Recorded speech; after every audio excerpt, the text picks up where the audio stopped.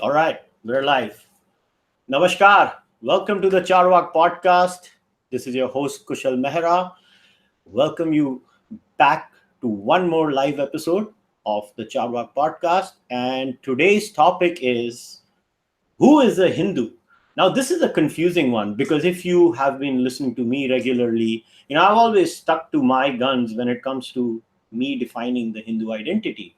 I always say, as far as I'm concerned, the Hindu identity is nothing more than pretty much a geographical identity where I've always said that people on a particular side of the Indus or the surrounding area basically got this word from the Zend Avesta where the Sapta Sindhava or the Sapta Sindhu was written as Hapta Hindu, and from there the term Hindu comes, and it was pretty much an geographical identity. But you know, like every idea, identities are memoplexes, right? They stand on some values or on some assumptions. So if religions can evolve, if other ideas can evolve, if scientific hypotheses can evolve, why can't identities evolve? So I came across this beautiful paper written by my friend titled "Who is a Hindu." He had co-written it with another gentleman, Acharya Vidyabhasker, and I read it, and his views were slightly different from mine.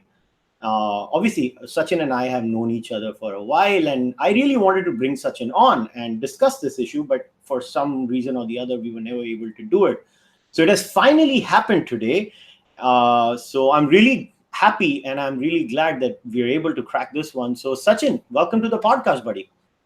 Namaste, Kushal. Thanks for having me. I'm equally filled with excitement and trepidation to be here. So thanks for having me. All right, Sachin, let's start with this. Why don't you tell everybody a bit about yourself, your background, how did you start, and what made you become the way you are today? Because you write serious papers. You're obviously a successful entrepreneur too. So go for it. Why don't you tell everyone a bit about yourself? Sure.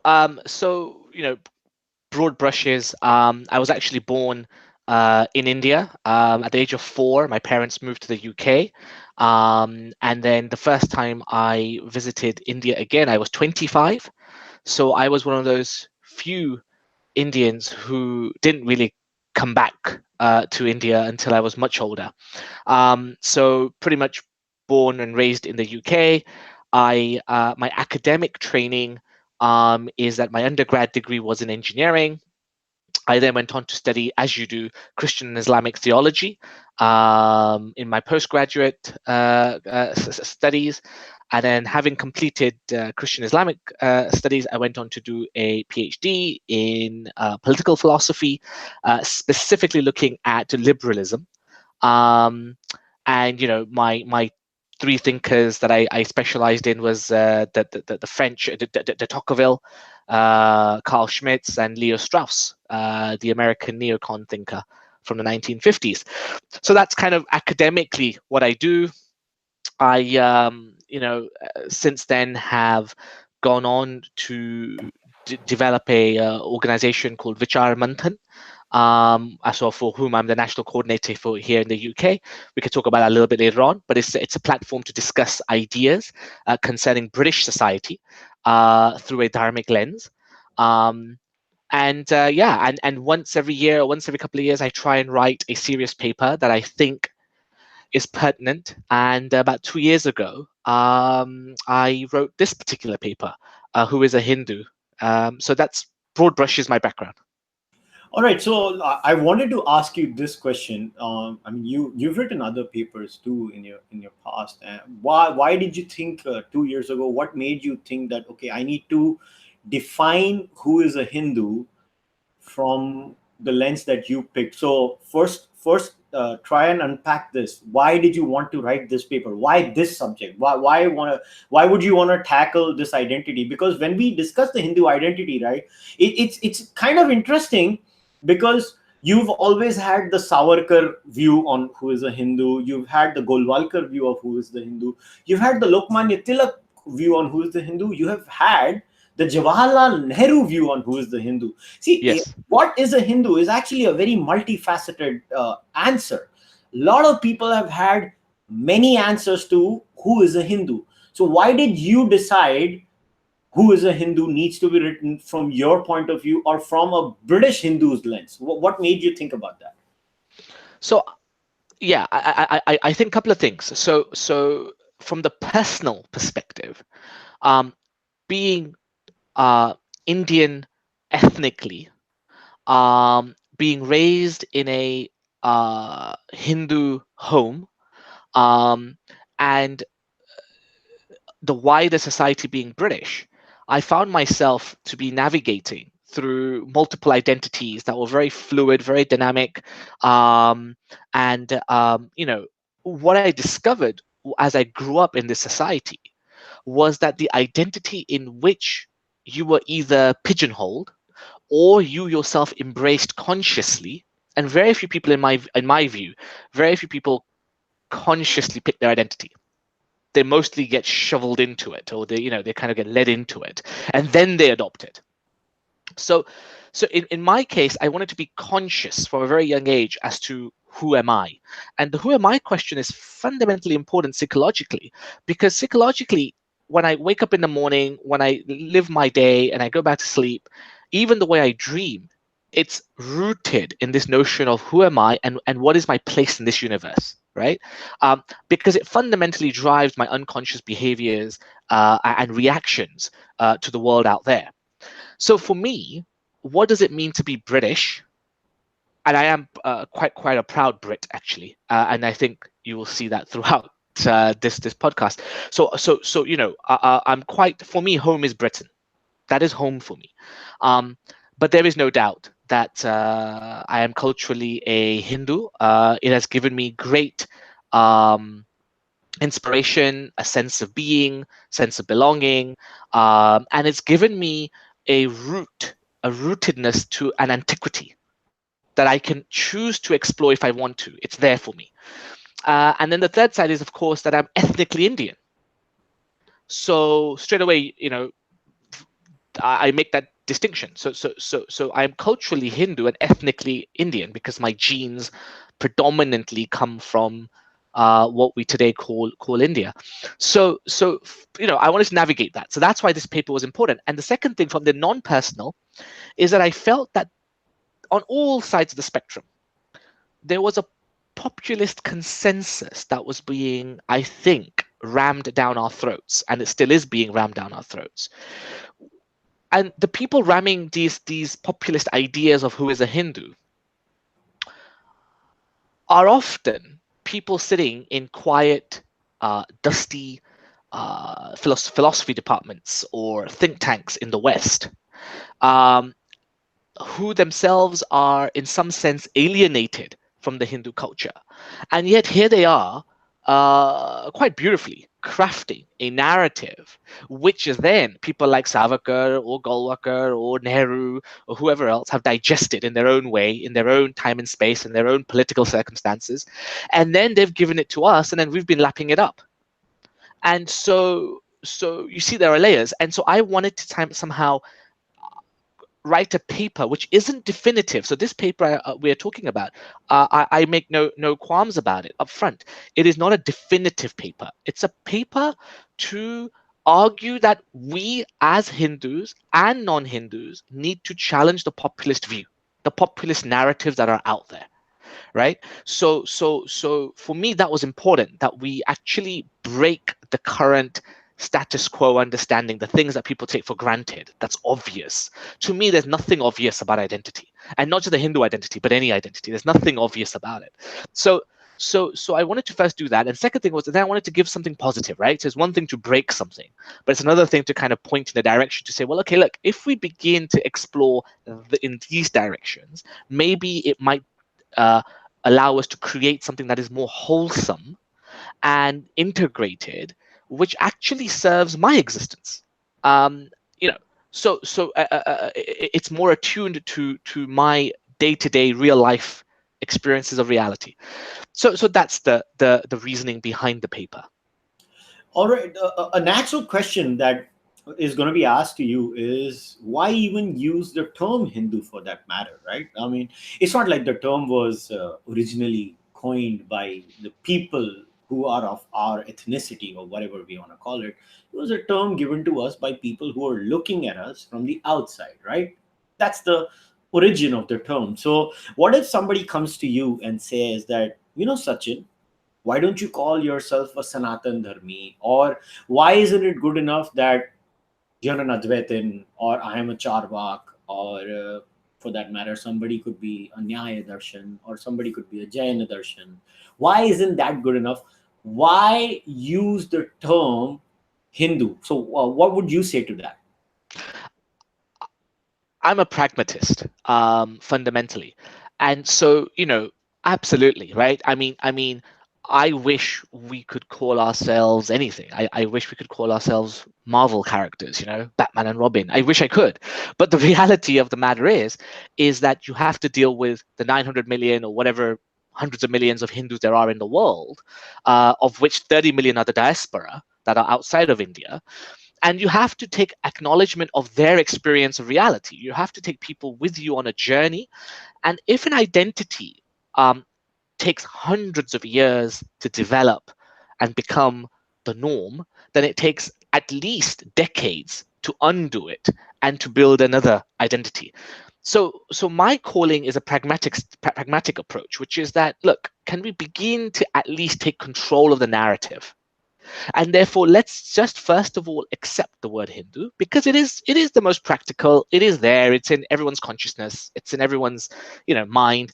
So let's not argue and squabble about, do we call a rose a daffodil or a daffodil a rose? Forget it. Let's explore the flower itself. And if everybody wants to call it a rose, I'm happy to go with it for now. Let's just go with it. Let's understand the rose. Let's understand what this Hindu thing is. Let's truly get a strong handle on it, a narrative around it. And then I believe in decades, not in years, and it's for other people to do, not me, because I'm not smart enough. But somebody else will pick it up, and other people will begin to develop and go, well, yeah, now we are in control of the narrative of what is Hindu, but actually Hindu no longer fits our purpose, and that will be an organic consciousness amongst all Hindus. And when that happens, yeah, a different word may come along, or we will embrace the word Hindu and make it our own, and we'll take control of the narrative. All right. So now let us unpack a bit of the Hindu identity itself, because it is complicated. Look, if we would have spoken about what it is to be a Hindu, let's say even 70 years ago, it may not be that complicated. We could have basically gotten away by saying it's a geographical identity.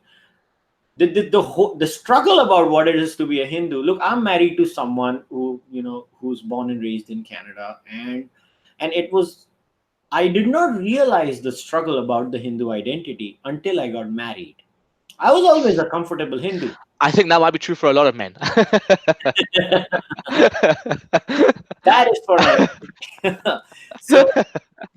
so what I realized was, I was born and raised in Mumbai.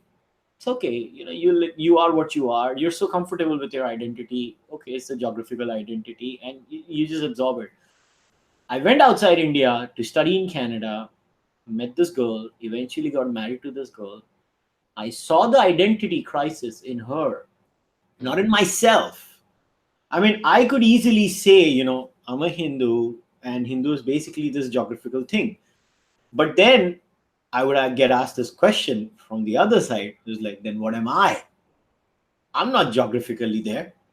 I was born in Canada, or I was born in the United States of America. I was born in England. I was born in Kenya. A lot of Indians migrated to Africa too. Or maybe I was born in Pakistan, for that matter. I know it sounds very controversial to a lot of my listeners, but look, there are people who are born outside. So obviously, Absolutely. the Hindu identity is not just a geographical identity. I concede that. I'm willing to concede that. So do we now go to the next level, that the Hindu identity is going to be a multi-layered, multifaceted identity where it's going to mean different things in different contexts for different people? Or what would you say? We don't need to have this multifaceted identity. We can create one larger rubric which would explain these different facets for itself. So what's your take on that? It may be I can maybe caveat it in to bring my paper into this. So in the paper, I effectively try and firstly go through exactly what I think you've just described. The old populist view that Hindu is a territorial term, and indeed, historically, for all reasons we can find, that is the case. The Hindu was just a geographical identity. But we know that somehow no longer fits the experience of 30 million Hindus that are outside of India. I'm one of those, and so there is a real life cognition experience happening out there. We then try and cognize it, and we actually get into all sorts of trouble. So problem is, it's not that our experience is somehow fallacious. I think our experiences is very authentic, actually. Problem becomes is when somebody says, explain it. Then we try and cognize it, and we're in trouble. So this paper tries to untangle some of that. So if you will humor me a little bit, I'm just going to read a little bit of this paper just to give you I suppose a point in place. So this is what I say. So the paper also argues for a call on scholars, thinkers, and people from within the Hindu tradition to embrace a more accurate idea of the Hindu identity, one that is inclusive of the non-Indian Hindus and those that are not theists. I have tried to bridge foundational ideas which underpin the Hindu identity, such as the connection with ancient India, and I emphasize the word ancient because I'll come on to that in a minute, the Vedas, its subsequent literature, its critique of, and all the multifarious sects and traditions that have spawned thereof, while arguing for a Hindu identity that is inclusive. So you notice there that I am, on the one hand, expanding what it means to be a Hindu, but at the same time, not diluting it. So I am saying effectively that one is a Hindu if, knowingly or unknowingly, they are practicing their daily lives in some sense with a culture that is rooted in ancient India. Notice when I talk about India for the rest of this podcast, I'm not going to be referring to India as the nation state today. When I talk about India, it will be the civilizational play. Unless I say Indian state, then you know what I'm talking about. Then I'm talking about modern India and the state. But in this paper, and generally for the issue of identity, I'm always connected back to ancient India. So one is there is some rootedness into ancient India. Simple example.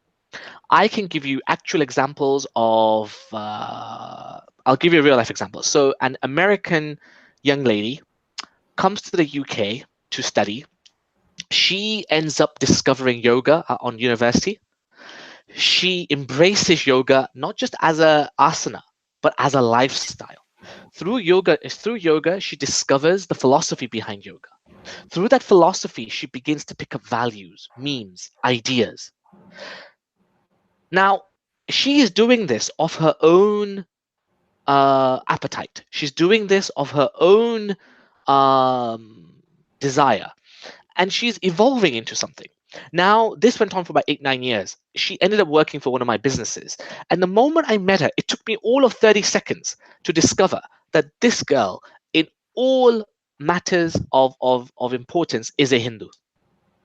Yet she didn't carry that identity. She was comfortable with the Hindu-ness of things because she acknowledged ancient India. She acknowledged the literature, the language, the customs, and she was embracing a lot of that in her own way because she is an American, British person living in the UK. But she was in total isolation.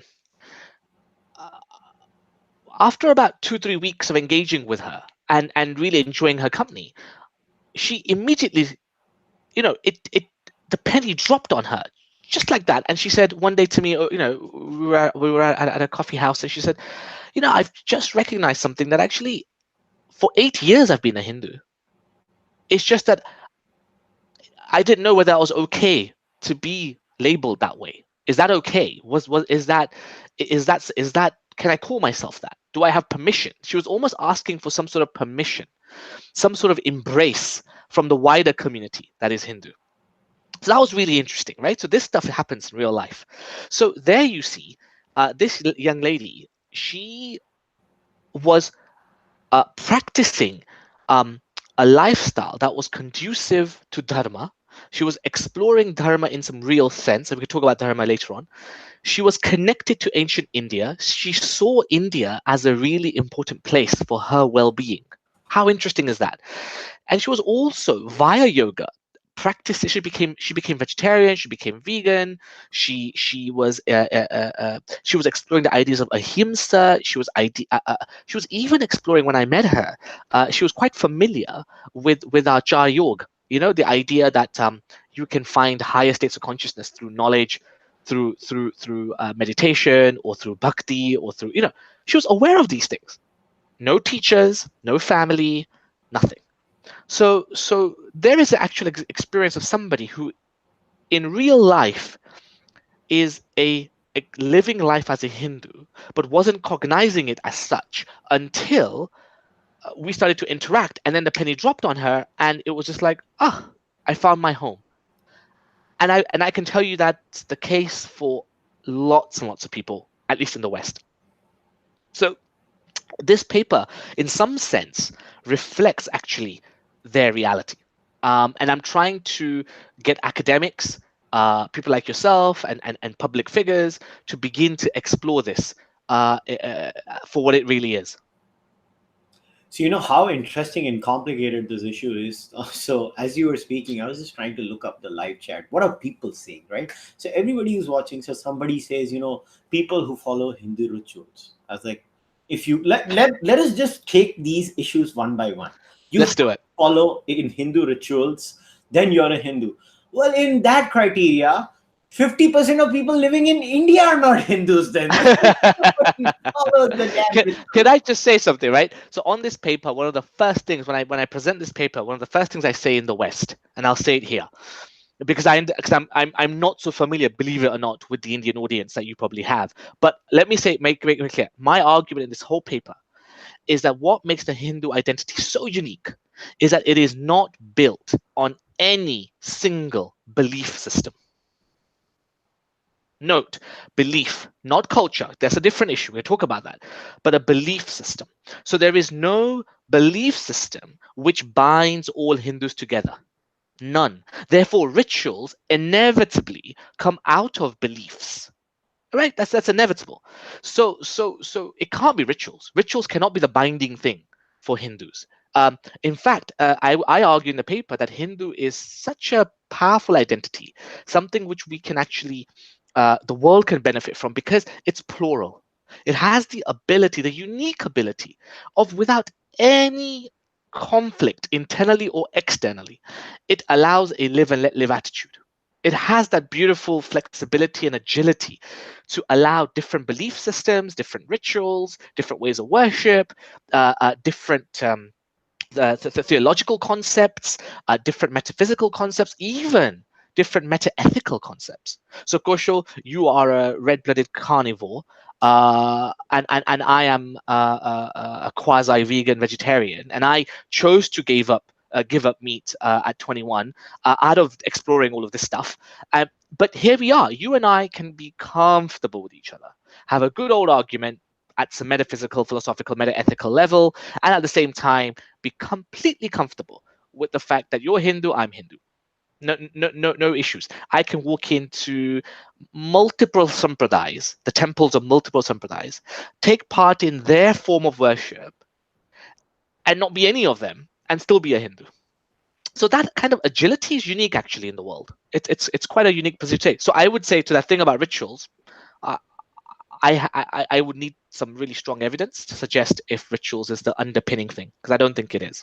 Yeah, I'll give you my example. I mean, I am a hard nut. I mean, I'm a Cārvāka. I genuinely reject any and every supernatural claims You're made. going to hell. Yeah, well, Hinduism does not have a hell. So there you go. I'm safe. You're safe. You're safe. Yeah. So but every now and then, and I've said this before on this podcast too, I love going to the ISKCON temple.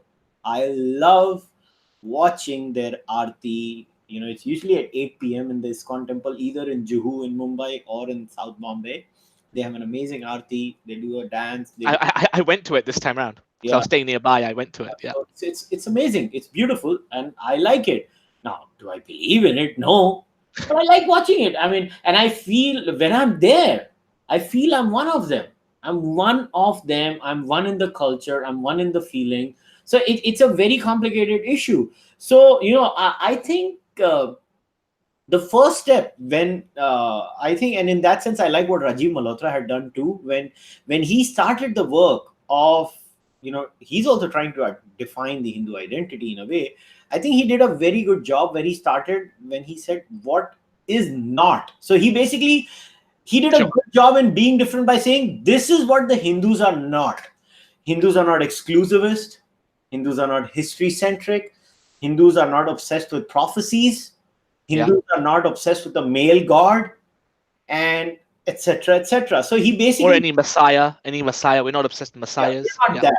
Yep. So now what is left is an open forum where it's an open platform like an Android phone or something where we can all have our own systems. Now I always say this example to a lot of because I tend to chat with a lot of atheists from Abrahamic backgrounds, and they even when they reject the claims of their culture and their society, the rejection and the template that comes out of that is still the same. So I always give them the examples of two ships. For me, the difference between the ship of the atheist in the West or the theist in the West and the Hindu in India is very different. There are two ships. So the ship which is in the West of the theist or the atheist is basically that ship has a very binary way of functioning.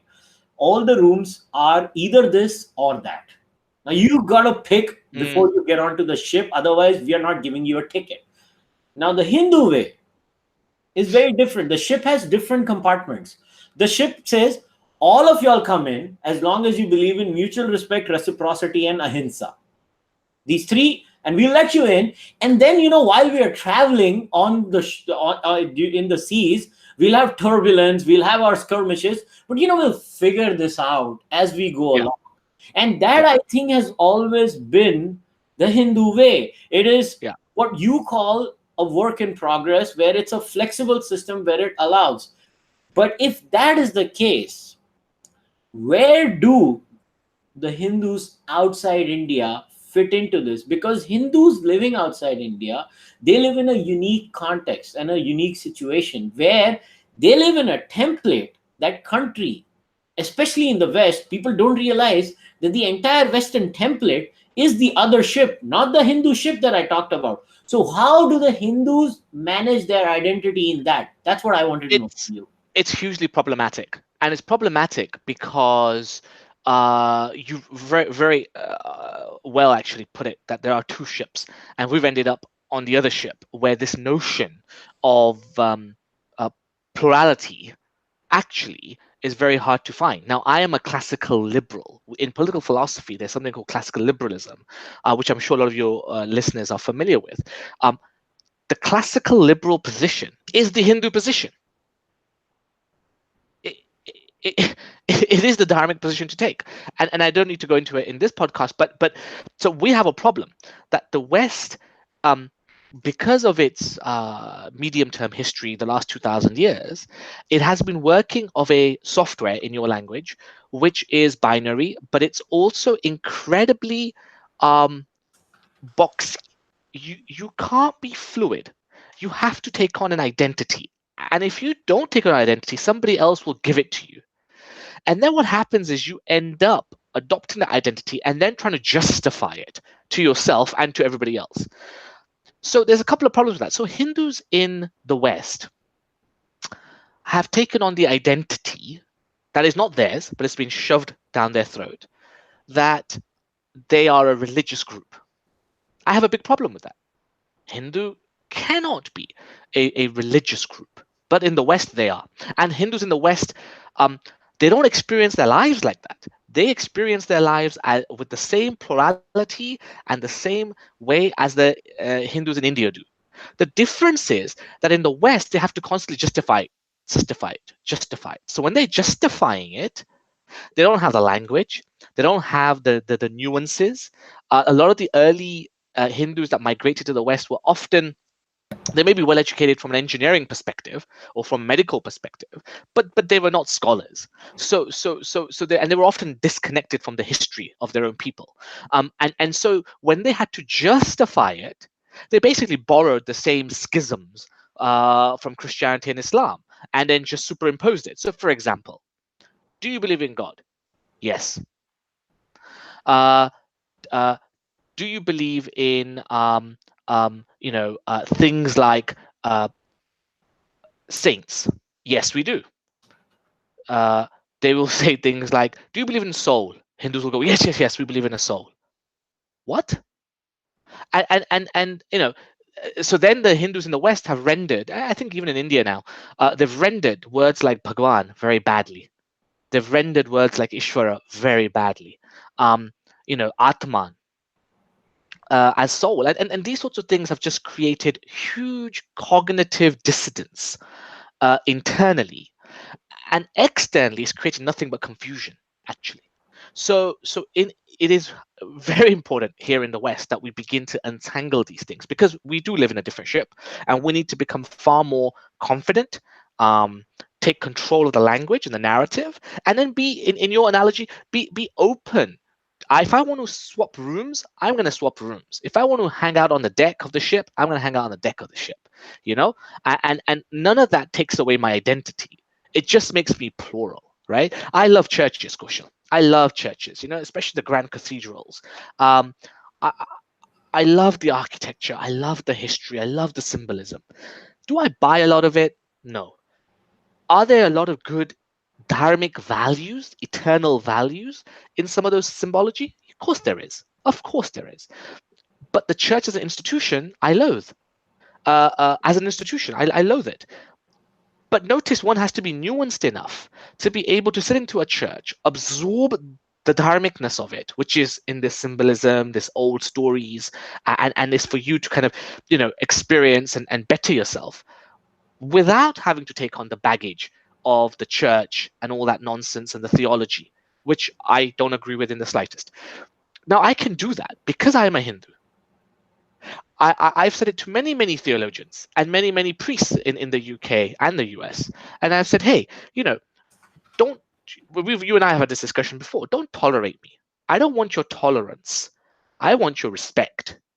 And I will have your respect just as I am comfortable with having a the crucifixion in my mandir. I want to see Krishna in your church. And until I see a Krishna in your church, you're not respecting me. You are just tolerating me. I don't want your tolerance. And I think that confidence is slowly coming and it's emerging in the West. And therefore, a lot of Hindus are beginning, I think, to take control of this narrative, to say, wait a minute, I'm experiencing a reality which I'm not able to express, and I want to express it. So here we are. This is that journey, I suppose. Okay, now let us dig deeper into the Hindu identity in the West. Now, even when we say being a Hindu in the West, if you ask me honestly, it's not the same thing. Now, if you look at Hindus living in England, the British Hindus, they are probably third generation Hindus, at least third generation. 3 generations of Hindus have been comfortably living in England, and they're pretty much established in their British identity too. If we talk about America, especially North America, I know there were some Sikh and Hindu folks who had gone a long time ago as agricultural workers in Vancouver and some parts of Canada and some parts of America. But by and large, if you look at the Hindu migration into North America, it was after the 55s, 60s, when a lot of IITians and all these educated doctors or engineers from India, they went to North America. Now, what I found in my travels across the world was when you go to England, the Hindu in England is far more settled in his identity than the American Hindu or the Canadian Hindu. What I found, even in interactions with my wife or her friends or her extended family members, I found them to be far more confused. Now it's changing because post the 1990s, a lot of Indians from India who were born and raised in India, they've come there. They have established the North American Hindu identity. which is not quite the case in England, right? In England, the English Hindu identity is very organic and has been set up by English Hindus, Yeah. born and raised, or raised in that culture, British Hindus. So, do you think? Did you find that difference have when you have interacted with American Hindus and as a British Hindu? Yeah, so I think there are certainly areas of overlap, and that areas of overlap is basically where the American Hindu and the British Hindu try to articulate themselves, and it's just gobbledygook. So there's some overlap there. However, I agree with you completely that the British experience seems to be very different in a qualitative nature. So um, the British Hindu has become far more comfortable in the UK and in Europe because Europe followed a different philosophy, right? The social the structures in Europe are different to the US. So, for example, here we have a social construct, which is that each society is effectively given its own space in which it can do what it likes. So it can build its places of worship, it can build its language schools, it can even have its own curriculum schools or festivals and whatever. But they have it in their little. It's kind of I don't want to overstress the word, but it's kind of ghettoized, right? There are certain ghettos of Muslims and ghettos of Hindus and ghettos of this and that, and effectively the vast number of white English people kind of tolerate it, and some of them celebrate it, which is great, and we welcome that, and that is happening more and more, by the way. So that's a good thing. But there's been this multicultural issue where effectively this postmodern idea of we're all right, we're all the same, there needs to be no critique. Let's just all live side by side, and we'll all just hold hands and be happily ever after. And that's fine, so long as everybody has this plural Hindu mindset. But in Europe, the problem becomes that not everybody has that plural mindset. There are certainly schisms out there, theologies out there that claim to be exclusivist, superior. In some sense, they have some omniscience or omnipresence even. When that happens, you get friction. In the US, the issue is that you have to be American first. And those early Indians, Hindus who went to the US, definitely appeared more confused because they were totally disengaged. They were dismembered almost psychologically, cognitively, of how do I express my Americanism with my Hindu-ness? They just could not reconcile the two. They, in fact, seemed worlds apart. And of course, the truth is, it doesn't need to be like that. And I think we're going to see over the next 50 years, American Hindus, just like in Britain, taking control of that narrative and being far more confident and far more inquisitive, and shaping narratives that suits their environment. So I think that is happening, and I think that will happen. But I think it takes 30, 50, 60 years before several generations, feel settled and feel safe and feel established before these narratives come about. In fact, in the UK, ironically, I often interact with Indians from India who are Hindu. They come here for work, IT, medicine, whatever. And I find them more confused. I find them more confused about who they are, and so I see. I'll give you a really interesting one. So Indian students who are Hindu who come to the UK to study, not just not join the National Hindu Students Forum, they actively run away from it. They actively have a crisis where they go, my God, no, I am not Hindu, I have to be Indian. And Indian means Bollywood, Bhangra, drinking. That's it. That's it. There is no more to that identity, which is really fascinating because cognitively they're experiencing things in a much more richer, nuanced, beautiful manner, but they're stuck as soon as you try and explain it to anybody or to themselves, and so they fall into this really what I would call superficial identity, and then they have a crisis out of it. So we see that here quite a lot. It's interesting. So. You get all the wannabes, man. Yeah, we and send it all just the wannabes. so yeah, I mean, it's just something really interesting. So here we have that experience of the Indian Hindu. Yeah, Um, yeah. I kind of get what you're saying. I myself, when I used to live there, initially, I after a while, and I'll tell you what, the metro Hindus, right? They are the ones who are more like this. The ones from right. the tier two, tier three cities, or probably the rural areas of India, if they migrate, they are very Hindu. They Yeah, yeah, are so sure. Hindu. They're probably in some cases quite uncomfortably Hindu for me, at least.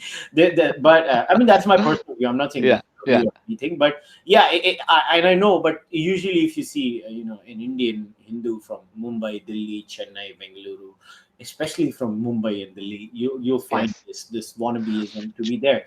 Now let us go into the next part of your paper, where you single handedly take each and every question that are Mm. Jainas Hindu, are Yes, Buddhist Hindu, are yes. Sikhs Hindu, are atheist, agnostic, skeptics Hindu.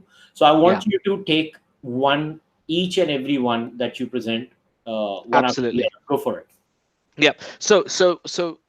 In the paper, I effectively argue in a nutshell that the Jain, Sikh, Buddhist are Hindu, and no matter which way I could see, both from a scriptural perspective but also a historical perspective, um, you would have to do some seriously great mental gymnastics to not come to this conclusion. Mm, Um, um, that is not to reject the reality of the situation. The reality seems to be that a lot of Sikhs in the West think they are not Hindu. Some Jains in the West think they are not Hindu. Buddhists on the whole think they are not Hindu, which I find perplexing when you look at the history and the philosophical schools and the literature. So I go through that in the paper. The one thing I argue for, and we haven't touched on it, so I would like to touch on that, is this idea of dharma, because I think the Hindu identity um, is rooted in this notion, and it's such a nebulous term, right? It's such a nebulous term that you could do a PhD on it, just on that word, and I hope somebody does. In fact, I hope we have many more PhDs in on that concept, because it is beautiful and it's at the heart of the Hindu identity, I believe. Um I argue in the paper that the word dharma is taken to mean a lot of different things given the circumstance in which you're using it, right? So it's a contextual word. But effectively, this is what I say. So if you don't mind, I'll just read a little bit of it. Um, I explain a bit about dharma, but like Ratam, which is the old word from which dharma comes from. So dharma is a relatively modern word. And my pronunciation might be awful. You can sense I'm British now. But Ratam. So like Ratam, later conceptions of dharma understand it to be the source of and that which sustains all reality, the whole.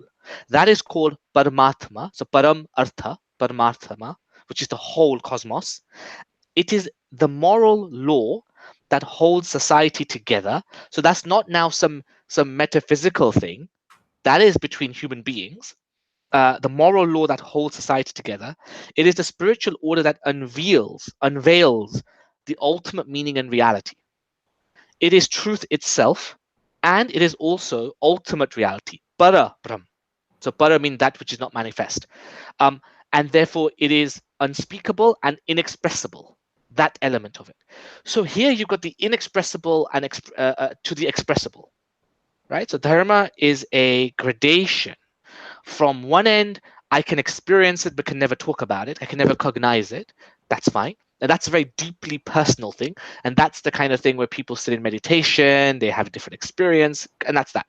On the other side, however, is this notion of a cohesive society. Dharma is obsessed with this idea of how do we build a cohesive society.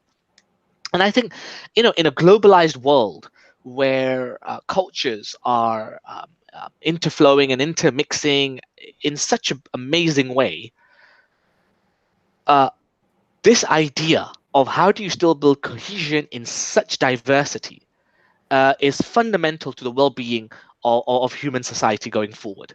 So in that sense, dharma is central to the Hindu identity. That all of our thoughts, our actions, even our aspirations and desires, in some sense, are dharmic, upon which we can build layers which are theist and atheist, Marathi or Gujarati or Punjabi or whatever they may be. Upon that, there are other layers where I am a banker, you are a doctor, and you can then have layers, layers, layers. But when you unpeel all of them, it gets to this idea that this thing, dharma, which just is, it is Parabrahm, that which is, and I have to be not only be able to cognize it in some sense, I have to be able to experience it. So the Hindu identity is an experiential identity.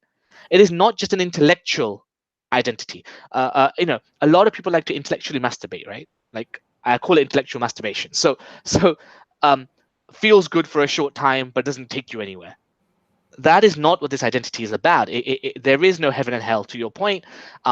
It really is about you on a personal journey to experience what is, right? Um, and we are social animals, so we want to live in a cohesive society because we can do more together than as in individuals. So how do we do that? And therefore, I think when I talk about Jains, Sikhs, Buddhists, that underlying dharma, the idea of dharma is central because I think that is what binds all of these traditions, right? So we talk about the Jains, and I make a very simple argument. Um, and the argument goes something like this effectively. Um, Jains, without going too much of the history, we know that when Mahavir was around, it was similar time to the Buddha. We know that in classical India, most of Indian history, not even classical India, most of Indian history has been a turbulent time for ideas.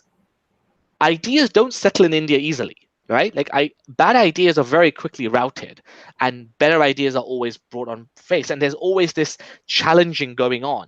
Um, no idea really gets instituted for too long before it being uprooted again. And at that time, obviously, um, there was a revolution happening in ideas, and so you have the Jains, Mahavir propagating a particular view of Hindu dharma for that day and time. His followers become Jain or labeled as Jain, fine, but Jain within the same way that you identify yourself as Cārvāka, uh, you know, does that make you any less or more Hindu than me, who might be an Advaitian or even a closet Buddhist? No, we are Hindu. So without going into that, so I just argue this simple case. You will find that Jains are so integrated into Hindu society that it's actually just a mental gymnastic or intellectual masturbation by those Jains and those people who are not Jain, who claim that Jains are different to the Hindu identity. I tell you why. So Jains will marry other Hindus, but they won't marry their own Jains. So, for example, isn't this the absolute case? And I hope some Agrawals out there are listening. A point in case is that Jain Agrawals will marry Hindu Agrawals, but they will resist marrying fellow Jain Oshwals. So you can see that that's been happening for hundreds of years. And so what that means is effectively the Jain and the Hindu, not just from a biological perspective, but from a cultural, from a genetic perspective, cultural perspective, from a linguistic perspective, are completely intertwined. What I also argue for is that some of the best ideas that came out of the Jain tradition have on the whole been absorbed by the wider Hindu tradition, right? Vegetarianism, ahimsa, the emphasis on ahimsa is classically a Jain push, which the wider society thought, I like that. That's a pretty good idea. And they absorbed it and they turned it into their own.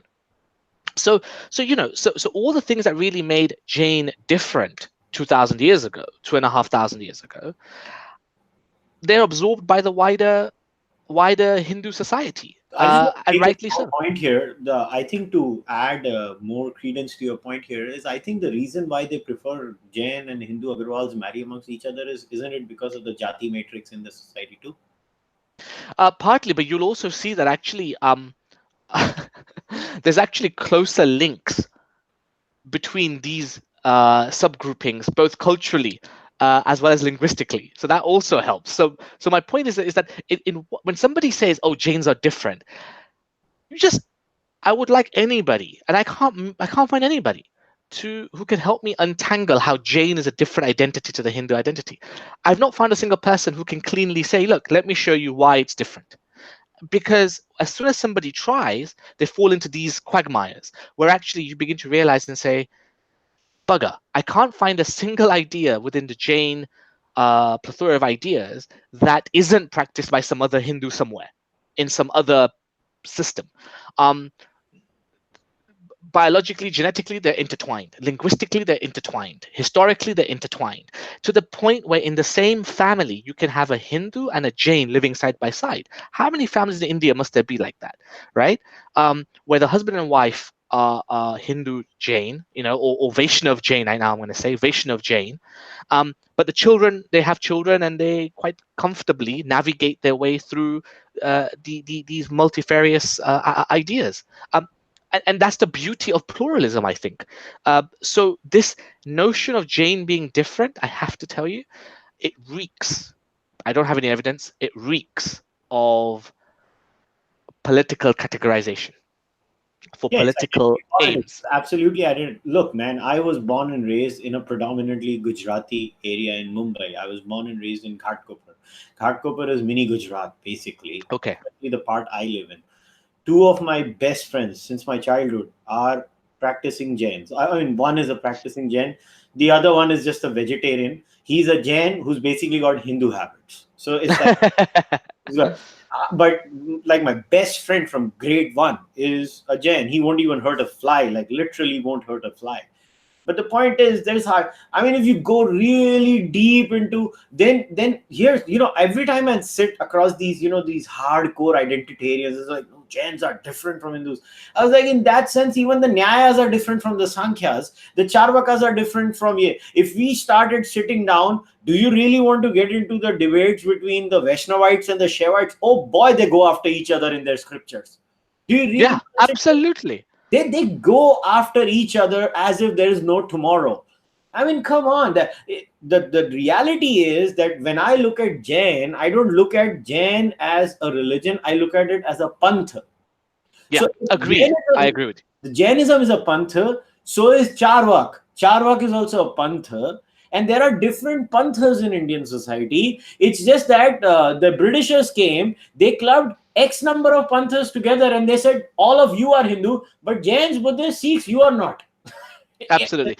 And because it served their political end. It served their political end, right? Absolutely. But also what's interesting about that is not that it served their political end, but there were members of those communities which readily accepted it because it served their personal interests. Yes. So it can't just be all the British, right? It has to be some blame on those people who accepted these identities because it served their purpose, personal, narrow purposes. Going on to the Sikh as well. Here I argue on historical terms, because it just seems to me. So I make this quote, and again this was translated rather well. But let me just read this out to you. Okay, this will be quite interesting. So Khushwant Singh, a lot of people in India will be familiar with Khushwant Singh, right? Yeah. Khushwant Singh tells us that when the Khalsa did get their own kingdom, they protected and even enhanced the role of Brahmins. The Khalsa certainly did not experience themselves as being something distinct from Hindu Dharma, right? But rather a protector of it. So here's an actual quote. The Sikhs triumphed and we had Ranjit Singh. This is Khushwant Singh writing. You may feel here, at long last we had a Sikh monarch, and the Khalsa would come into their own. Nothing of the sort happened. Instead of taking Sikhism in its pristine form, he accepted Hinduism in its Brahmanical form. He paid homage to the Brahmins. He made cow killing a capital offense, and so on and so forth. So here you have historical evidence that the Sikh kings, the Sikh gurus even, They did not see themselves as some distinct identity away from the wider. Tej Bahadur has been recorded on his trial in 1675, where he talks about it and he says the Guru tells Aurangzeb that he loved his Hindu dharma and that Hindu dharma would never die. A statement he spoke in Hindi, which was conveniently overlooked in most Neo-Sikh accounts. Right. So Tej Bahadur was not acting as a Sikh uh, just as a separate identity. He was acting as a Sikh protecting Hindu dharma. And that is really interesting. And I think, I give lots of evidence of this. And so this goes on and on. So again, to me, when you look at the historical movement that we call Sikhism today, again, it just smells of disingenuous political maneuvers. And sadly, a lot of earnest people have become victims of this politicization of identity. And when identity gets politicized, it becomes dangerous, it becomes narrow, it becomes militant. And I can see that happening in the Sikh society in the West at a really worrying scale, by the way. But I suspect it's happening in India too. I don't know, but in the West, it's definitely happening. And this notion just plays into the hands, because what happens is when you have to do such mental gymnastics to show that Sikh is different to Hindu, that you end up rejecting a lot of the work and the writings of Sikh literature. So a lot of these people who go around saying Sikhs are different consciously reject droves of beautiful poetry, beautiful literature, beautiful songs, because they can't be seen, they can't have anything that suggests that Sikhs are part of the Hindu tradition.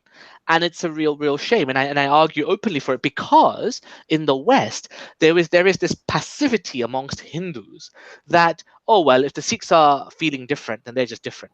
If the Jains are feeling different, they're just different. Well, no, that's hugely damaging in a plural society. People don't need to be ghettoized intellectually nor geographically, and especially the Jains and the Sikhs, who have a rich history, beautifully nuanced literature, have amazing things to offer. And again, like the Jains, the Sikhs, some of their fundamental ideas, which were really positive, have on the whole been embraced by the wider Hindu society anyway. And even to this day, right? I went into Punjab 2005, and I firsthand I saw in the same a Hindu family where the eldest boy became a Sikh, and it happens everywhere. So again, you have to do some seriously disingenuous mental gymnastics in order to argue that Sikhs are totally separate to the Hindu tradition. In fact, my argument goes something else, is that actually I think if Sikhs in this disingenuous way adopt this narrow militant idea of Sikhism, then I think they themselves will have an identity crisis of the most severe type in the years to come in the West. So there is a prediction there for you. And I go on to argue that Sikhism has no separate theology or philosophy, or no separate ethics or social structure. Sikhs have nothing separate. It is part and parcel of the wider Hindu tradition. And again, I challenge anybody to sit down with me and take me through scripture, history, historical accounts, and show me how and where the Sikh identity is separate from the Hindu identity. Yeah, I don't think I'll. It's actually a political thing in India. I'll tell you, 1935, basically, we had the formation of the Shiromani Gurdwara Prabandhak Committee.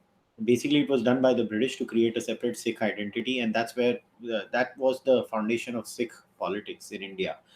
Then, obviously, there were some mistakes made by Indira Gandhi, Blue Star, and since then, but the separatism and the separate Sikh identity is not so much a problem now in India. It's very much a problem in UK and Canada, where you have these ultra Khalistanis. Oh, Punjab is separate and all that. I have seen cards in UK and Canada saying Khalistan Zindabad, Hindustan Murdabad. I have not seen a single one in India. And believe me, if they try that in India, because India is like the wild, wild west in many ways, they'll get their ass whooped in India. And you know who's going to whoop their ass? The other Sikhs will whoop their ass. They will whoop them. So it's not a problem in India. Secondly, how can they be different? The Guru Granth Sahib has Ram all over it.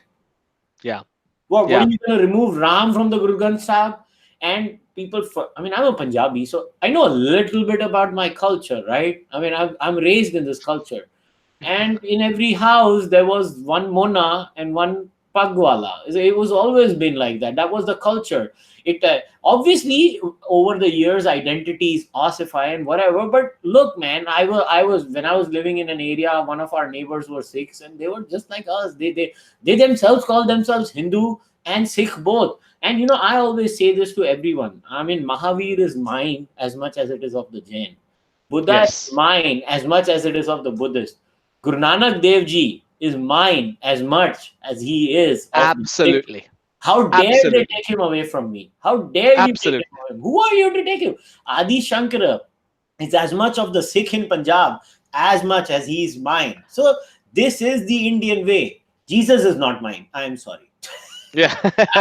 Which we can talk about, actually. We should talk about Yeah, that too at so some so point. no, but I want you to address the Buddhist question too. So Buddhist, what yes. about Now, you? so I spend quite a lot of time with the Buddhist because I'm a closet Buddhist myself, probably, and I get accused of being a closet Buddhist all the time. Um, you know, and yet I wear my Hindu identity, on my sleeve. I don't hide from it. I want to shape it. In fact, so the Buddhist, it's probably of the other two, the Jains and the Sikhs. The Buddhists have certainly had a far more longer play at this, right? In the sense that we know that the what we today call Buddhism, it was never called Buddhism at all until the British. Um, so this notion of Buddhism, and for a lack of a better word, I'm going to go with it. We know that the ideas of the Buddha percolated across the landmass that today we call the Indian subcontinent, right the way from Afghanistan to Myanmar, and from Kashmir down to Kanyakumari, and then Sri Lanka even. Uh, uh, uh, uh, Buddha's teaching spread, and vast numbers of people adopted the teachings of the Buddha, and for the best part of, at least as far as we can tell, 4 or 5 centuries, these ideas prevailed above any other Hindu idea. At no stage, though, and just like Mahavir, Buddha was indeed trying to reform his society of his day, right? So he's quite critical of Karmakand. He's quite critical of some of the Brahmins and their rituals, and all of so forth, so forth. But then my argument, and I say this in the paper, is, well, if you read the Bhagavad Gita, Krishna is also equally, if not more, critical about Karmakand than the Buddha was. At least Buddha was a little bit respectful. Look at Krishna's language in the Gita. He goes all after him, right? So this idea of somehow, because the Buddha questioned the Brahmins, he's not a Hindu, or he was something other, is actually a falsehood that comes about, as far as we can tell, as far as I can tell, in the 16th century, right? Just before that, we have a man called Gurumila Bhatt, scholar of that time, and he is the one that, for whatever reason, I haven't got to figure out why, but he was the one that seems to begin to say that these Buddhist groups are something other. There's something other. There's something not us. That not us thing only comes about around the 16th century, so pre-Britain, actually. And it goes to, and then he's the one that articulates this idea that, oh, well, look, they, if they want to prove that they are part of this land, then they somehow have to accept the Vedas in its entirety. Well, the Buddha never rejected the Vedas. The Buddha simply said that there is no absolutism, not that that's man-made, right? And I would agree with him on to that point. Same with the Upanishads and so on and so forth. So the idea that so the standard that Gurumila Bhatt puts upon Buddha, or Buddhists, sorry, to say, well, for you to be Hindu, you have to accept everything in the Vedas. Yeah. I'm not going to swear. I'm not going to swear on your podcast, but that is absolutely drivel, because by that account, to your point, I would say 80% of Hindus are not Hindu, because if we actually read the Vedas, if we actually studied them and deciphered them, we would probably discover that we don't agree with all of it. We agree with some of it. Some of it's inspiring, deeply beautiful, um, with deep foresight and wisdom. But there are other parts which we are most certainly going to reject. That is the nature of a human construct. That is the nature of people, writing, and one's language is always going to be limited. I think the standard that Guru Miller Bhatt puts on the followers of the Buddha, and that group, that community, is a bit of a problem in the first place. So the Shramananas and the Brahmanas were not some separate schisms. The a lot of the Shramananas were Brahmanas who basically just decided to say, you know what, I'm going to follow this particular guru because he appeals to me. So they followed and became Shamanas, which is why even though the Buddha spoke in Pali and wrote in Pali, very quickly, all Buddhist scriptures within a few centuries of the Buddha was in Sanskrit. Why was it in Sanskrit? Because guess what? It was the Brahmins that had become the Shamanas. um, because it was part of the culture. You could quite comfortably be in a Hindu home and quite comfortably the next breath be part of the Buddhist community. And so I argue at quite some depth in the paper as to some of these divisions that they have. The other big division that people always say is, well, you see, the Buddhists don't believe in an Atma. They don't believe in a God and all this sort of stuff. And I find that really perplexing, because the people who say that, I'm not a scholar of Buddhist scripture, hands up high. But I know scholars of Buddhist scripture, and I have used them in this paper, and they certainly don't say that. So the people who study, people who practice Buddha Dharma and actually have studied the history and the philosophical texts, they don't say those blanket statements, because the Buddha didn't say those things. The Buddha would say things like, I cannot know, so I will not speak. I'm paraphrasing, but roughly that kind of angle is what he took. About the self. When he talks about the self, he's talking about the idea, and I argue about this in the paper. If you look at the texts, he's not arguing about Atman. He's arguing about the ego. The idea of the self must be doubted. That this idea that I am a self, I am this cognizant thing called, labeled as Sachin, doesn't exist. That's a construct. That is a mental mirage. And actually that will be dissolved when I die. Now, people later took that on and said, well, you see, he rejected the Atma. No, he didn't. The Buddha did not reject the Atma. There is no evidence of that I can find, and no genuine scholar, Western or Indian, has ever said that seems to be the case.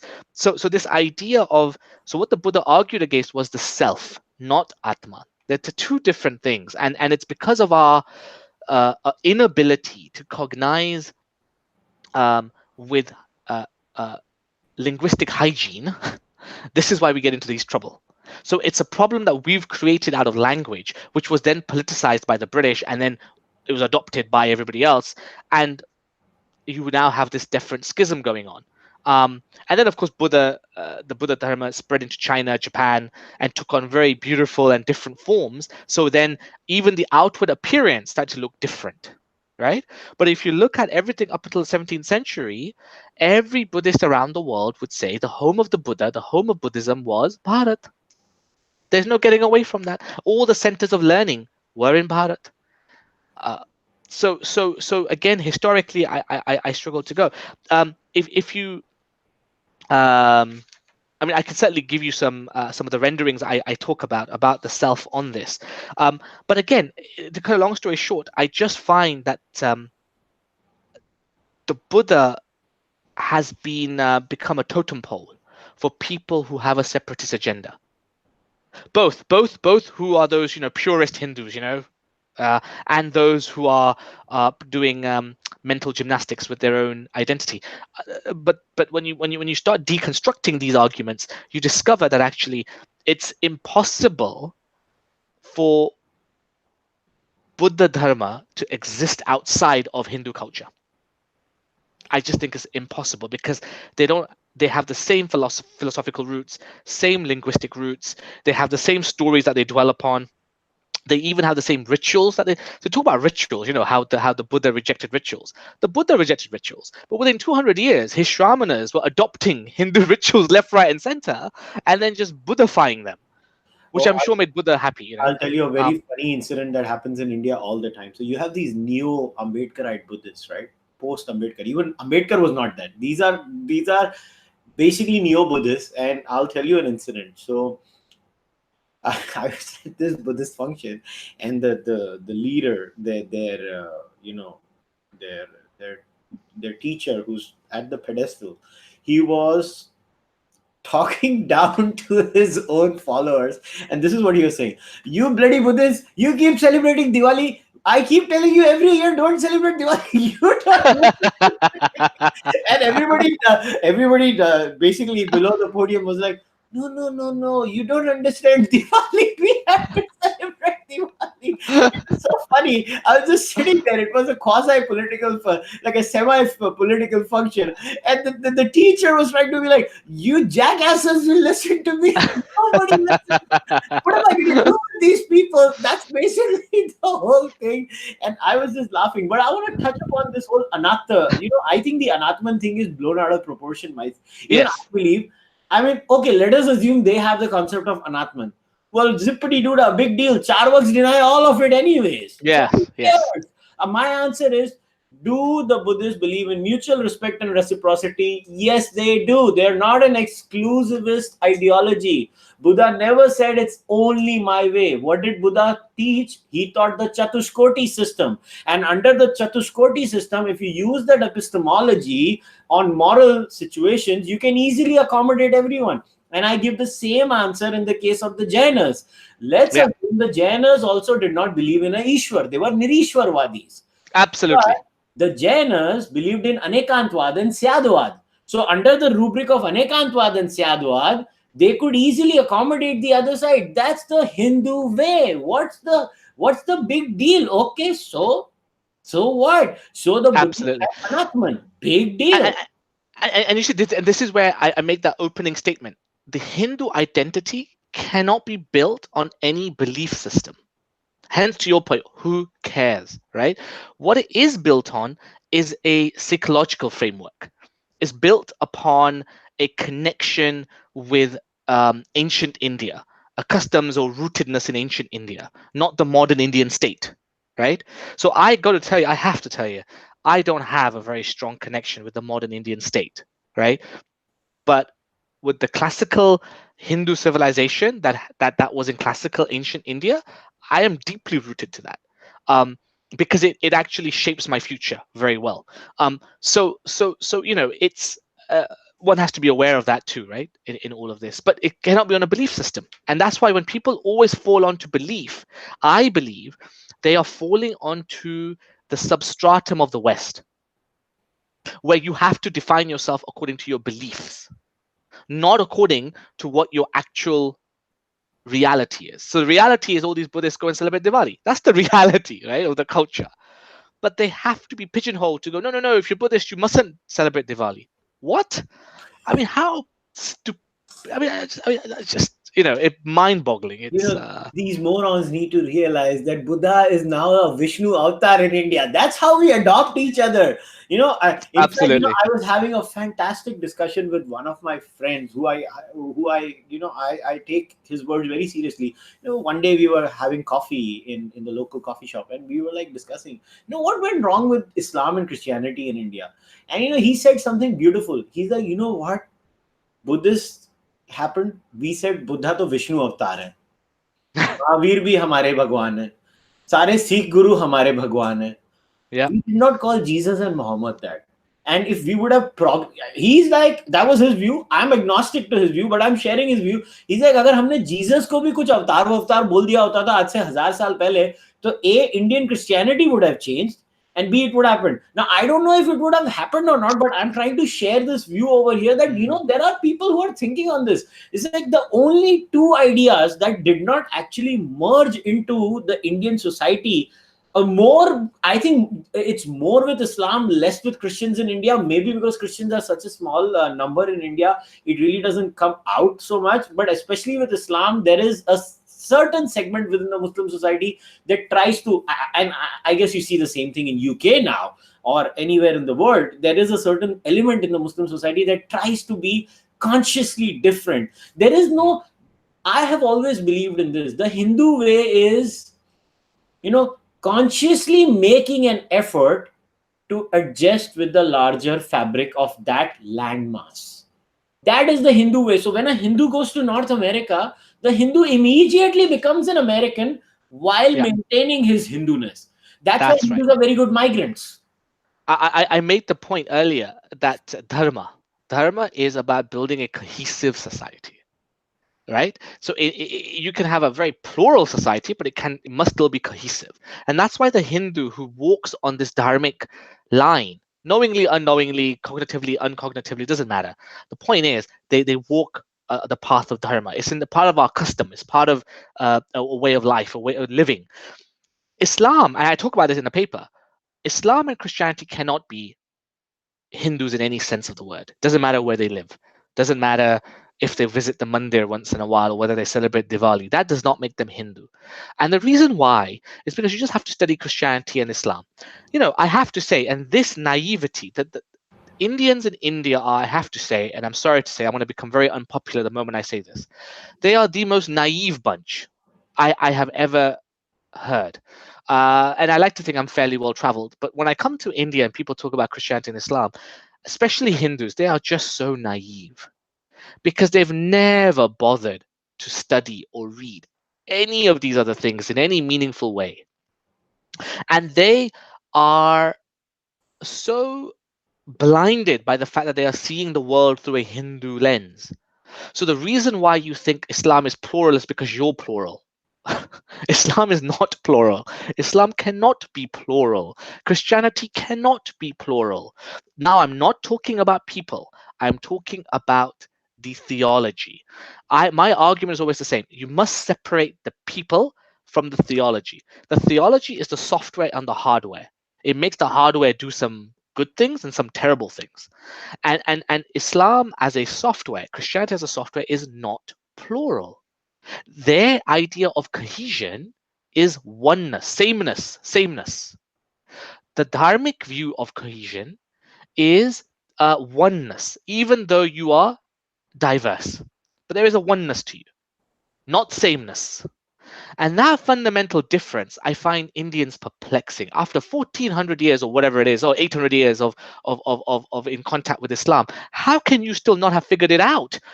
that you're not dealing with Sikhs, Buddhists, Jains, or Cārvākas, or Advaitiyans, or Vaishnavas, or Shaivites. You're dealing with a different theology where ancient India is a barbarous land, not a land of spirituality or any wisdom. But Mecca and Medina are the sacred lands. And that's a truth, whether you're a Muslim in the UK, US, India, Malaysia, or Saudi Arabia. That truth is the same, that the holy land, the sacred land, is over there. Next is they have these very, and I'm happy to talk about this openly because, well, I've spent some time studying this stuff, right? The idea of Islam and early Christianity, certain elements of Christianity have now changed, but still, on the whole, I'm happy to say Christianity and Islam. These are equally political projects as much as religious projects. And you cannot divide, I'm sorry to say, Islam from the politics. In fact, that in itself would be going against God's will. So anyone who starts saying things like, "Oh yeah, we just need to kind of Islam is just a spiritual, religious phenomena, and it's not really political. It's just some bad apples that have hijacked the political agenda." I'm so sorry, but they're just talking out of their backsides. It's just not true. It's absolutely clear from the Hadith, from the Quran, and from the actual early history of Islam that the the idea of unifying the Arabs, unifying the different pagan sects under the banner of Islam was a political agenda to create peace and harmony in Arabia and to reform that society.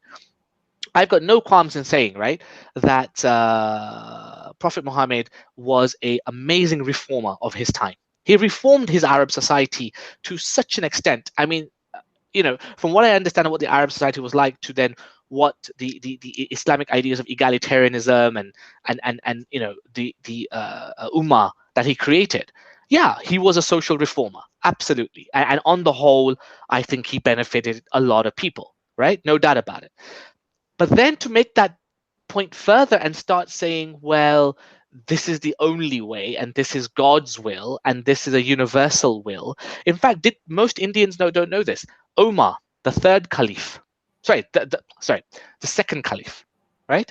The second caliph, Omar, when they conquered southern Persia up to Baghdad, Damascus, right? He didn't want the Persians to convert to Islam. Did you know that? Most people don't want to talk about it. Omar believed fundamentally that Islam was for Arabs. Arabs were the chosen people. No one else. It was after Ottoman and who sort of said, no, it's universal, it's for everybody. Originally, Christianity was only for the Jews. It was only to reform Judaism. It was only after Paul and Paul's letters that it becomes universal. So you can see that there is a dialectic, a history happening here. History is unfolding. And the idea that Islam can be taken as a religious thought just like any other, you are badly mistaken. You have to apply politics to it, because the fundamental point of Islam is to build a Dar es Salaam, a land of peace, a land which is in accordance to God's will, right? And the whole point of the Sharia and the ulama who render and make sense of the hadith and the Quran into meaningful things in our world, these people are there to decipher God's will on earth. So we live according to God's will. That's a political statement. You cannot separate the two, right? In the way currently it is set up. Christianity, by the way, is exactly the same. Catholicism, Eastern Orthodoxy, certain evangelical schools, Protestantism, these are political projects as equally as religious projects.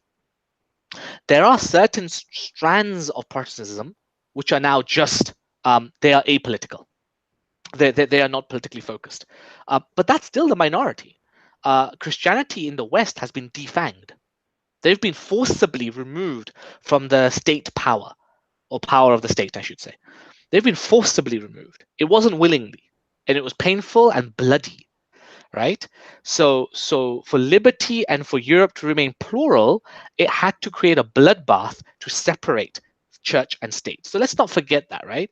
And India should embrace its plurality and protect its plurality from any ism theology that tries to join state and religion together.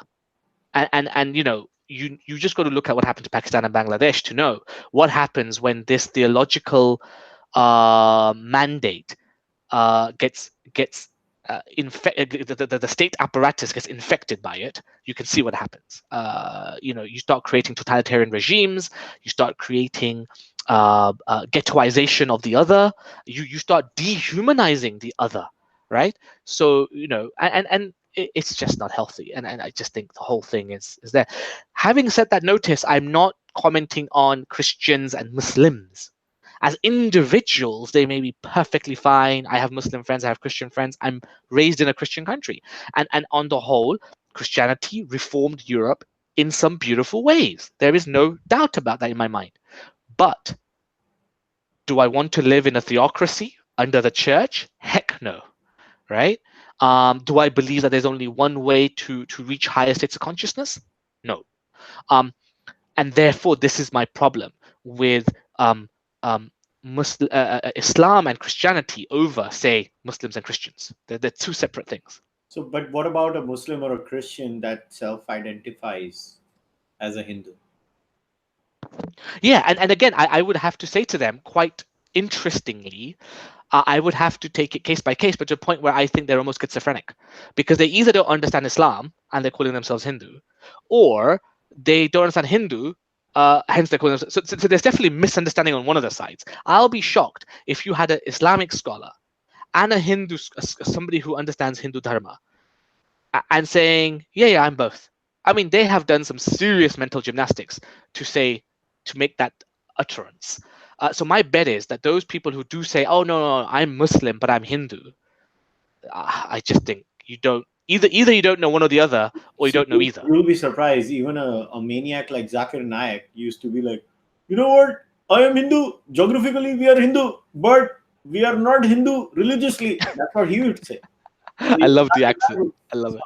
so that's what Zakir Naik would say. So it Yeah, is what it yeah, is. So I yeah, think what yeah. they a lot of these guys see what happens in real life is not every person is religious. Look, most Hindus are not No, religious. Why do we assume that Christians and Muslims are religious? they're not. They're not. I mean, you can see that in the West, right? Yeah, most They're people not. don't even read their religious scriptures, to be very honest. So they don't even know what they're Not at talking all. about. So For example, most Muslims, I found this really fascinating. So when I was studying Islamic theology, I found it fascinating that all of the Muslims on the course, and they were the majority, um, they could read Arabic, but they couldn't render what the meaning was. I mean, so it was quite fascinating to me that how can you be fluent in reading something and not know what the hell is saying? Um, because of course under a certain dogma, Arabic is such a pure language, it's such a holy language that just by rendering it in the right way, um, you will raise your consciousness. Right now, fine. I can, to some degree, if I stretch myself, buy into it to some degree. But to say that, I can recite the whole Quran but not tell you a thing about what it means, what? yeah, Now this is a real challenge, and so they have their own challenges, right? yeah, but I think that applies to a lot of Hindus also, right? If you go to, I mean, I've met a lot of Arya Samajis who recite the Vedas like the back of their hand. They'll sit in the Havan and they don't know a word of what that damn shlok means or that Yeah, mantra means. and so therefore my polite way of saying is you get quacks everywhere, right? But that is quackism, right? That is not.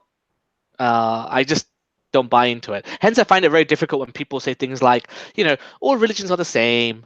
Um, we all believe in the same God. Ultimately, all of our ethics are the same. And when people say these statements, I just think you've never bothered to appreciate history. You've never bothered to appreciate theology, scripture, philosophy, for you to make that statement. And often they are these postmodernist do-gooders, right? Yeah. Who are so destructive.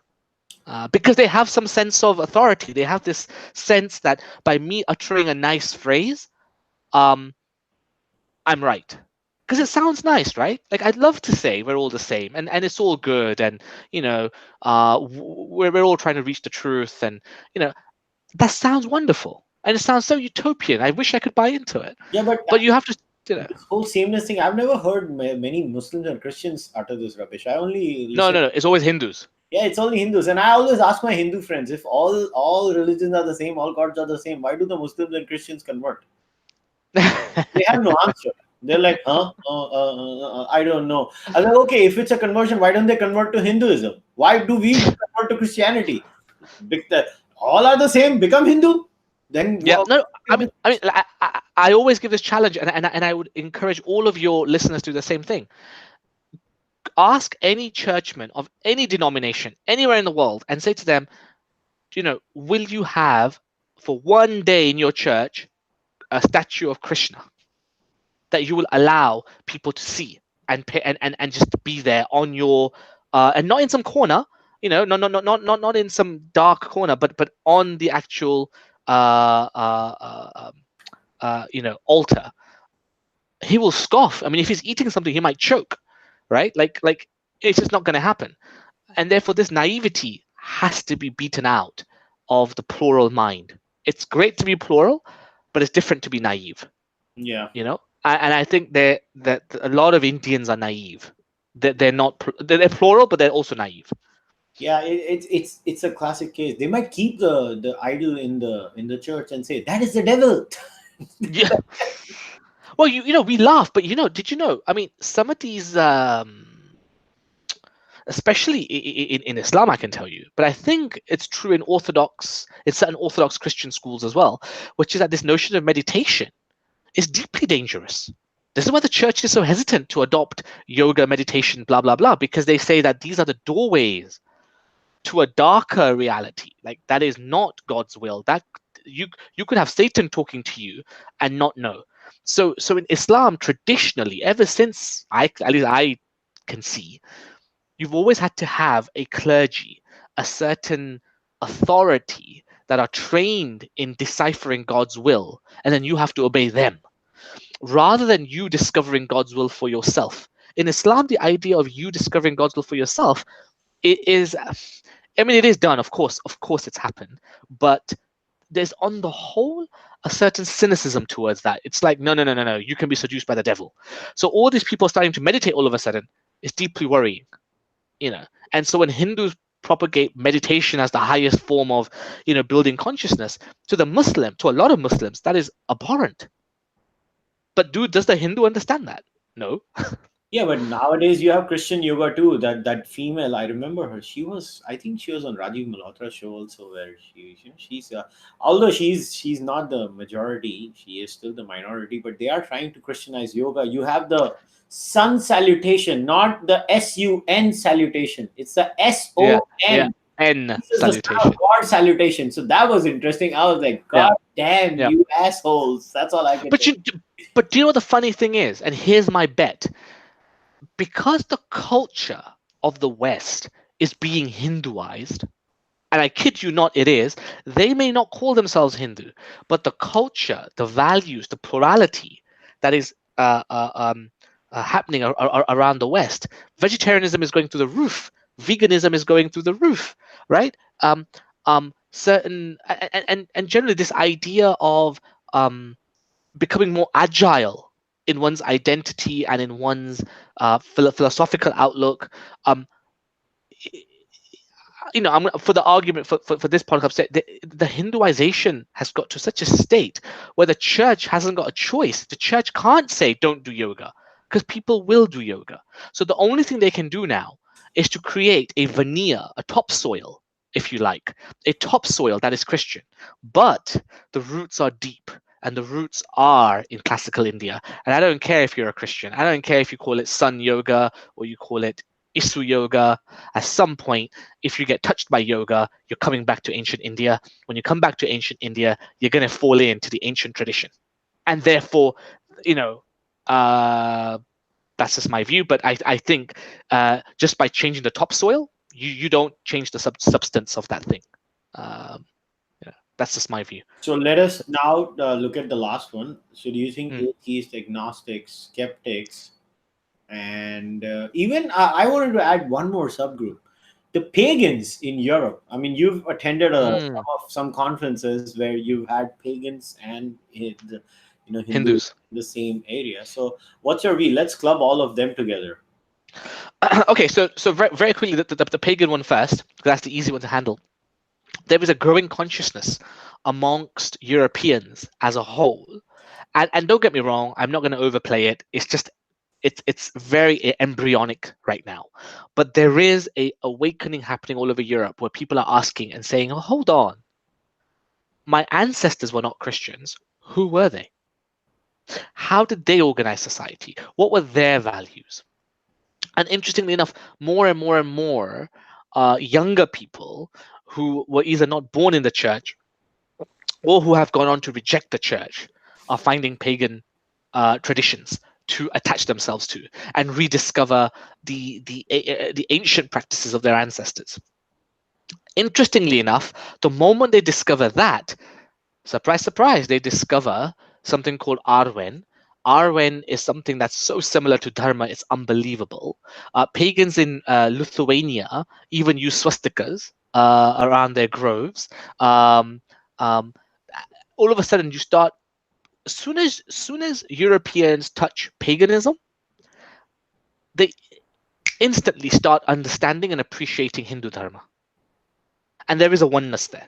And so in the UK and in Europe, there's been these one tree gatherings that have been happening, where once a year, 30, 40 pagans, 30, 40 Hindus come together, they spend a weekend together, they share ideas, they do havans together, they both participate in each other's traditions, and it's plurality at its most beautiful. It really is. Plurality at its most beautiful. And what's happening there is a growing consciousness that we are one. There is a oneness underneath all of this, and you can express it in many different ways, but there is a oneness. So that's happening, and so pagans most certainly will find a home in any dharmic tradition, inevitably. And it's an umbrella. There's no doubt about that. And they look to India for inspiration because India still has a continuity from antiquity, whereas a lot of the pagan scriptures are having to be rewritten, reimagined in the 20th century because they don't go back very far, and the only pagan renderings we have are from Christian theologians from the 8th century. So they are having, and so who do they look to for inspiration? How might their ancestors have personified the air, personified the wind? They look to Hindu culture as the last bastion of the pagan world. So it's really interesting. So that's one thing. Your point about, I want to come about non-Indians. So I'm Indian ethnically, at least, right? Genetically, I'm Indian to a vast degree. I'm sure I have some Syrian blood in me as well at some point. But anyway, but what about non-Indians? Can they be Hindu? And in the paper, I categorically argue and go, obviously. Because to be Hindu is a psychological state of being where you are psychologically practicing and connected to ancient India, the Vedas, rejection of the Vedas even, right? And the traditions that have stemmed from ancient India that you practice today in some modern sense, in some modern casing. Fine, So to me, ethnicity does not determine the identity of Hindu or not. It's not that at all. So that's that one. The theist and atheist thing, and I know you use the word atheist all the time. You see, when we use the word theist, we have to give due where it's due. The word theist comes from a Hellenistic time frame, and it refers to a supernatural being separate from us, up there in time and space or outside of time and space, some deity. And so when we say I am a theist, I am saying that I am a believer of that deity. And when you say you're an atheist, you're saying I'm not a believer of that deity. But notice that deity you still have to buy into. So I argue that the theist and atheist notion, on the whole, on the fringes it might work, but on the whole of Hindu Dharma, not applicable. Why? Because on the whole, Hindu Dharma is not constructed on a theist being out there in time and space. Even Ishvara isn't that. Definitely not. So on what grounds are we using the word atheist, theist to describe anything Hindu? My argument is not very much. So it'd be better for us if we began to have our own articulation as Nastika, Astika, which is far more accurate. And Nastika and Astika is not the same as atheist and theist. And so my argument there is that atheists in the Western sense, in the Abrahamic sense of the word, so i.e. those who do not who first acknowledge the being, then they reject the being, they can be Hindu. Of course they can be Hindu, because if they also start doing yoga, meditation, and they start practicing Holi before you know it, but they are atheists because they reject that supernatural being over there, fine. I mean, they're still Hindu, no problem. But I think for internal dialogue amongst Hindus, and certainly on the whole even wider, it's better to say Nastika Astika, right? So there is not. that rendering, because astika is the affirmation, right? Affirmation of there is. But there is not, we're not talking about God, we're not talking about some supernatural being up there. When we talk about Nastika, Astika, we're talking about things like the Atman. We're talking about things like the self. We're thinking about subtle conceptions like that. We're not thinking about a supernatural being up there, as far as I can tell. So I think it's better to use the word Nastika, Astika. And I think Nastika and Astikas are both obviously Hindu. They're still part of the Hindu but world. you live in a global climate. See, this is the problem I also face, because I mean, I'm a living Cārvāka. I mean, I live, breathe, think like that.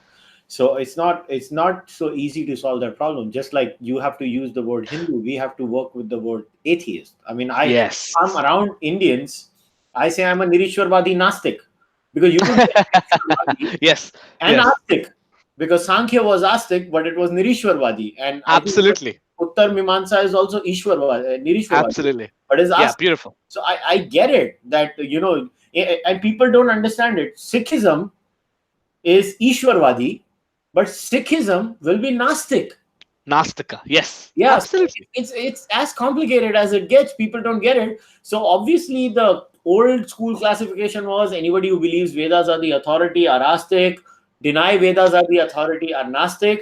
That But is such nonsense, by the way. no, Such it nonsense. is. It is the old school It is. classification. It is. I mean, we cannot deny that. And I think that classification helps a lot. I'll tell you why. Because even a belief in Atman cannot make you Astik or Nastik, because they Yes. are Nastik, but they believe in Atman. Atman. Buddhists are, Exactly. Buddhists are Nastik, but they have an Atman.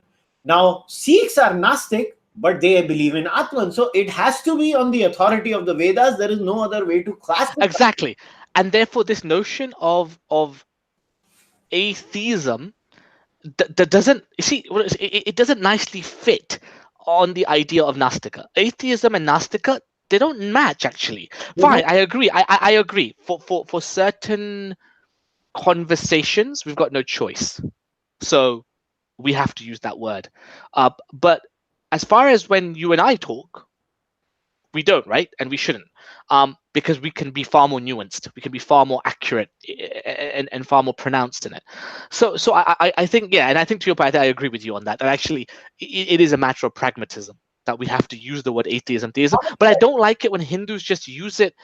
I find it perplexing when a Hindu says, "I'm not a Hindu, I'm an atheist." I just find that really funny. I can't help but laugh. That's okay. That's their thing. What? I see. I have this thing. Look, since I have started my podcast, obviously, I mean, I was a Cārvāka for so many years. I couldn't even care less. But then I was pushed into this by some people who are like, no, no, you have to start talking. There are a bunch of moronic atheists out there who are saying, I'm ex-Hindu. That was the funniest term I heard. Okay, ex-Muslim हो गया famous, तो अभी तुम ex-Hindu शुरू कर दोगे गधों के जैसे, क्योंकि तुम में कुछ original है ही नहीं, उल्लू है सारे, सबके सब. But anyways, then I started talking about it, and funny enough, then people will be like, oh, so this is the funniest thing. So neo-atheists are never happy with me because I call myself a Hindu. They're like, no, Right. why are you Hindu? You have to be atheist, drop that Hindu label.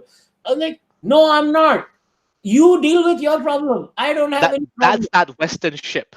That's that Western ship. I am not where you jumping have on your to. ship. I don't care. I Yeah. reject all of you. If that means if I have to drop the name Hindu just to be accepted by a bunch of neo-atheists, well, you know what? I can swear on my podcast. Fuck you. So that's You have that privilege, huh? Okay, all right. the message to every single neo-atheist is F you. I don't care. You cannot accept me the way I am. I got no issue. You know what the right word for most atheistic leaning people in India would be? Skeptics. I think that is a far Skeptics. more Yes. interesting and far more encompassing word that gets the whole dharmic way. So I always say, if I'm an English language medium, I say I'm a dharmic skeptic. If they don't get it, they're like, what is dharmic? What is skeptic? Then I'll try to explain it. If it still doesn't get it, then I say, okay, something like the atheists in the West. And then they get it. Oh, so you basically deny any supernatural claims. I was like, yes, I deny supernatural claims. but then why are you Hindu? And then you have to spend 15 minutes and explain the whole shenanigans that this is how Hinduism is structured. And just because you have this weird religious problem and you guys live in this weird world, I don't have to live with it. And But what's interesting, Kushal, is you're telling me that you're having to do that with Indians in India, right? yeah, not only Indians in India, because of late I've been in touch with many ex-Muslims, and through me, No, but them I understand, right? So anybody who's not of the Hindu world, I totally understand why all that explanation would be necessary.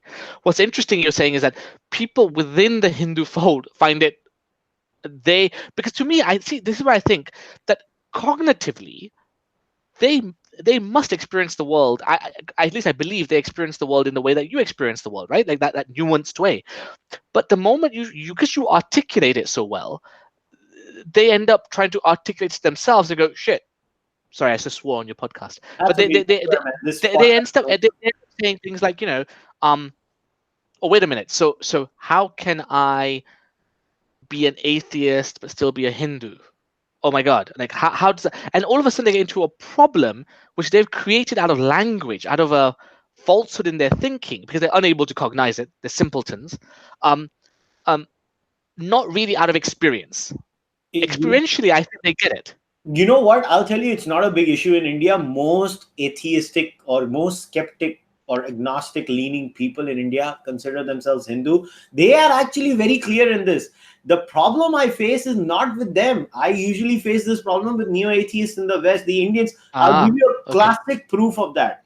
If you look at survey after survey in India, the number of people with no religion or atheists, right, it hardly raises. It just doesn't rise. You know why? Because when the census person goes to the house and they ask, okay, Take which Hindu. identity, they just say Hindu Yeah. because they know very well. I mean, imagine my story was so boring. I mean, I listened to these ex-Muslims, they got socially ostracized, threatened, and all that. And when I told my mom, I don't buy this claim or that claim, they're like, just shut up and have your breakfast. Who cares? It's never been a big thing. Being a Gnostic has never been a big thing in our society. Belief in a Ishwar was never a big thing. Belief in reincarnation. I mean, you want to believe it, please go ahead, believe it. But I have never faced that in my entire extended family, my friend circle.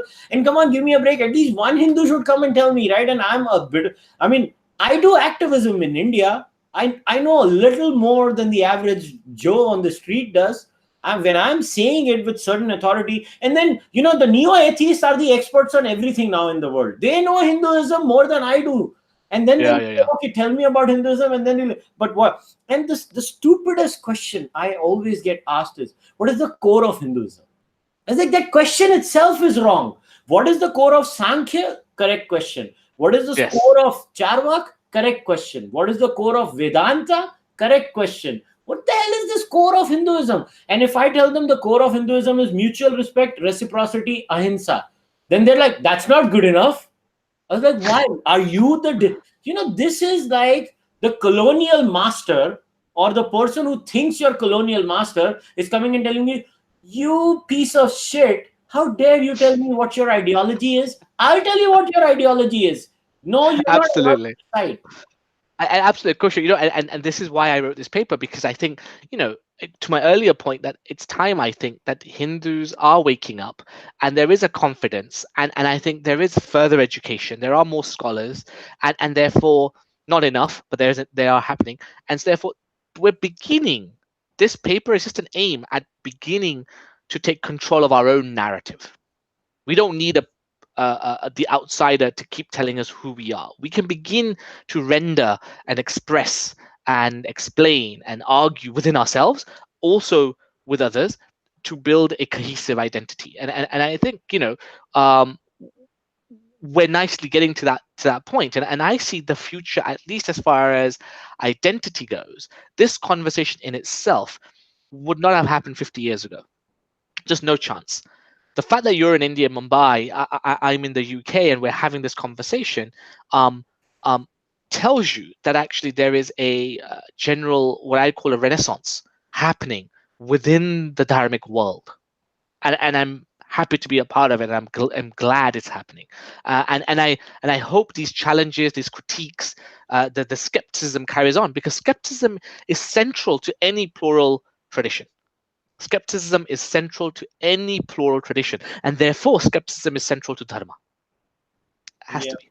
Yeah, that's true. You know? Okay, now I want to go to the last segment. Why don't you tell everyone a bit about Vichar Manthan itself? So, why did you start it, and what's your current goal, and where do you Yes. see Vichar Manthan going forward? So Vichar Manthan, as the expression suggests, it's a churning of ideas, right? And therefore, that in itself tells you a lot about what we're trying to do here in the UK.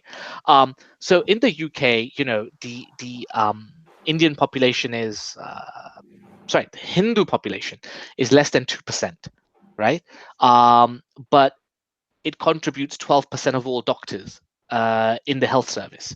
It contributes 6% of the UK's GDP. So, as a community, the Hindu community is really punching above its weight in every respect. Academically, educationally, our kids are always first, second in all levels, boys and girls, in terms of attainment, achievement.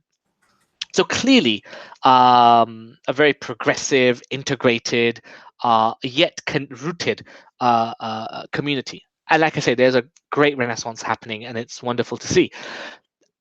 Having said that, we felt therefore it was a natural emergence that was happening, that we are British. My father will still see India as home. He does. I see Britain as home. Um, and there's that fundamental difference now. So now, as we've come of age, we want to contribute to the British society. And so, what Vichar Manthan does is that it takes on um, um, British social challenges. So, not British challenges facing the Hindu society, British challenges as a whole. Um, and we get experts who are at the forefront of tackling some of these challenges um, onto our platform. And we are a Hindu platform. We make that clear.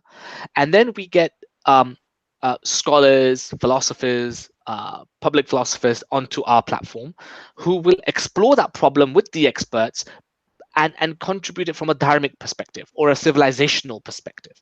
And then a manthan happens, right? So it's not a debate, it's a manthan. And so what happens out of that is sometimes some fantastically imaginative ideas comes out from both or all the expert witnesses. And then they get to engage the audience, and they have a Q&A with the audience. And then we don't at Vichar Manthan look to solve the problem. There is no solution, but it's a manthan. So the idea is you get expert witnesses tackling whatever X issue.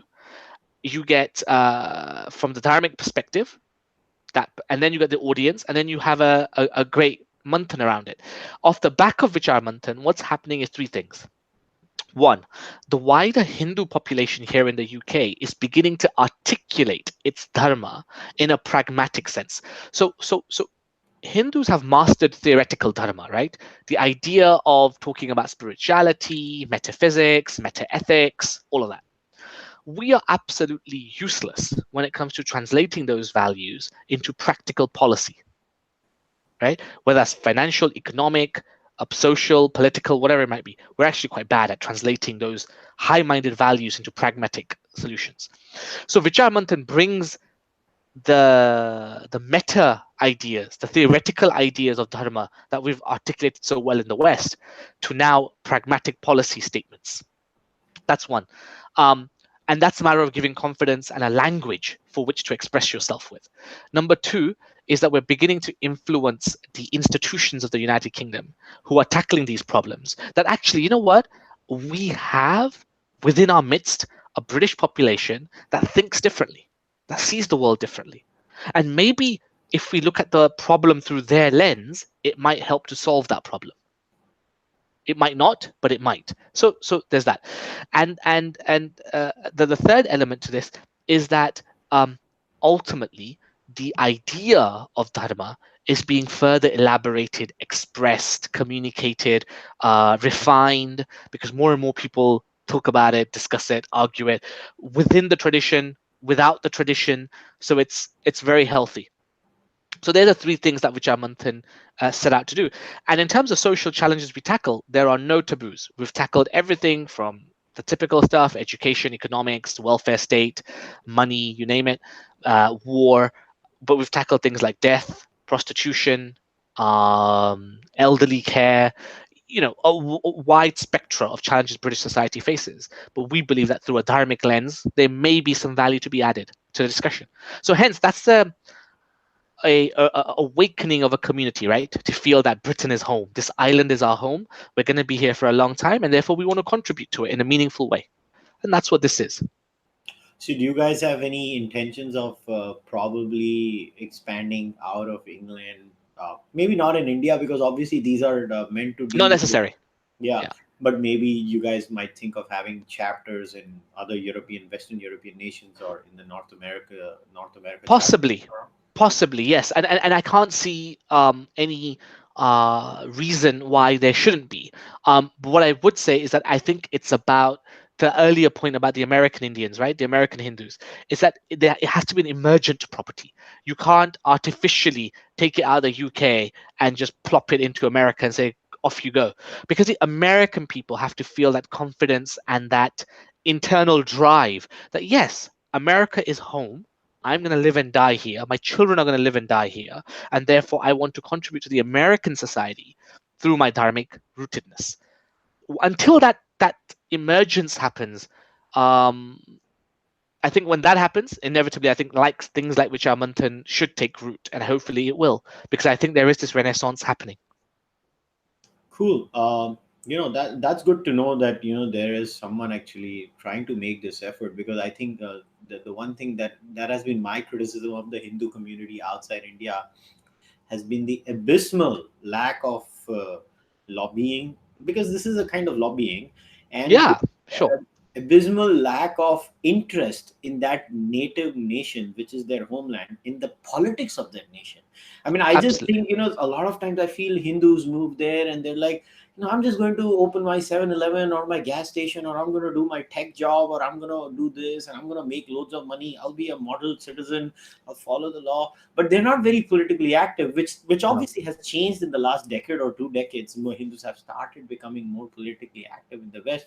But all the best to you, and I really wish that this thing grows even bigger. So guys, we've been at it now for almost 2 hours, and as you know, Wow, time has flown. yeah. So as you know, the Hindu identity is a work in progress, as we've discussed today, and it's going to be a work in progress for a long, long time. But it is very important for us to have these kinds of discussions, because as a Hindu living in India, whether we like it or not, I have to admit it that Hindus outside India will not have the same problems or have the same feelings like we have towards India in many cases, and we'll have to respect that as Indians living in India. And Hindus Yes. living outside India will have to also come to terms with the reality that Hindus living in India will always have some kind of a thing. But the one thing all of us can agree on is that when it comes to being a Hindu, whether you live outside India, whether you live inside India, you live anywhere in the world, Hindus need a landmass. And that landmass will always be Bharat. Yeah. And in Here, here. Yeah, so in that sense, we'll have to recognize that Bharat is always going to be that one piece of land that is going to be there for the Hindus. And I know Sachin agrees with that. We've had discussions on that, but I do not want to get into that discussion, because I feel that's it's just like the Israelis, right? Yeah. The Jews know that Israel is that one homeland where so if shit hits the roof anywhere in the world for the Jews, now they know they have Israel to back them up. Israel will take care of them. And I think India, while it is a secular democratic republic, has to make that announcement to the entire world without sounding bigoted in any way towards anyone, that this landmass is the home for all dharmic people. I don't use the word Hindu, for all Yeah. dharmic people anywhere in the world. If shit hits the roof for you, we are here, we'll take care of you. So, on that note, which I think is very positive, It's a very high-minded thought, and I hope we yeah, get there in our lifetime. Yeah, and on that note, I would like to thank Sachin. First of all, Sachin, thanks a lot for coming on the podcast. No, And pleasure is all mine, Kushal. Thanks for having me, and I hope I've been equally engaging and entertaining for your listeners. yeah, so one last thing before I say goodbye to everyone. Look, you've heard us for the last couple of hours. So this is my request to you. I usually don't say that. So try and think about the ideas Sachin has floated, or try and think about the questions I've asked, right? Give your answers or your views. What does it mean to be a Hindu for you? And write it in the comment section. I'll read through them. And maybe after reading through some of them, maybe somewhere down the line, a few months down the line, we'll revisit these questions. We'll try to redo them. And for anyone who wants to know Sachin's work and the work Vichaar Manthan does, I have left a link of the website in the description of the podcast itself in the YouTube link. You can just go there, click on the link, go and visit the website, read the paper Sachin has written about who is a Hindu. There are other nice papers also on the website. They also conduct some nice video discussions. I would recommend all of you to go and check out all those discussions. So on that note, goodbye, good night, take care, guys. Namaskar. Thanks very much. Namaste.